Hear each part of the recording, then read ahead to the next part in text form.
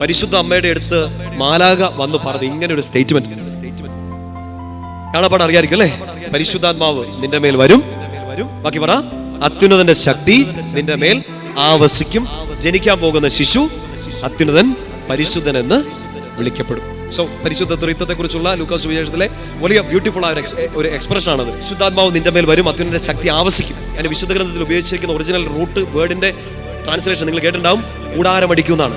കൂടാരമടിക്കും, വീടുണ്ടാക്കും, വസിക്കും, വാസസ്ഥലമാകും. 132 സങ്കീർത്തനത്തിൽ നമ്മളിപ്പോ വായിച്ചത് എന്നെ ആ വാസസ്ഥലമാക്കണമേ എന്നാണ്. കിട്ടുന്നുണ്ടോ? അത് കർത്താവ് വളരെയധികമായിട്ട് ആഗ്രഹിക്കുന്നു. പരിശുദ്ധ അമ്മയിലൂടെ ഈ ലോകത്തിലേക്ക് വരാൻ തീരുമാനിച്ച ആ ദൈവം ഇന്ന് ഈ ഭൂമിയിൽ ആ ദൈവ സാന്നിധ്യം അറിയിക്കാൻ വേണ്ടി ആഗ്രഹിക്കുന്നത് എന്റെ പ്രിയപ്പെട്ട സഹോദരങ്ങളെ നമ്മൾ ഓരോരുത്തരിലൂടെയാണ്. അതൊന്ന് മനസ്സിലാക്കി ജീവിച്ചാൽ ഈ സഭ, ഈ സമൂഹം, നമ്മുടെ കുടുംബമൊക്കെ സ്വർഗമായിട്ട് മാറും. ഇതാണ് സ്വർഗത്തിന് നമ്മളെ കുറിച്ചുള്ള ആഗ്രഹം. ഓരോ വ്യക്തിയും, ഓരോ കുടുംബവും, ഓരോ കൂട്ടായ്മയും കർത്താവിന് വസിക്കാൻ പറ്റുന്ന സ്ഥലമായിട്ട് മാറണം. ആ വീട്ടിലേക്ക് കയറി വരുന്നവർ, നിങ്ങളോട് സംസാരിക്കുന്നവർ ഈശോയെ കണ്ട അവസ്ഥയാവണം. സ്വർഗം താണിറങ്ങി വരും. പറഞ്ഞേ ഹല്ലേലൂയാ.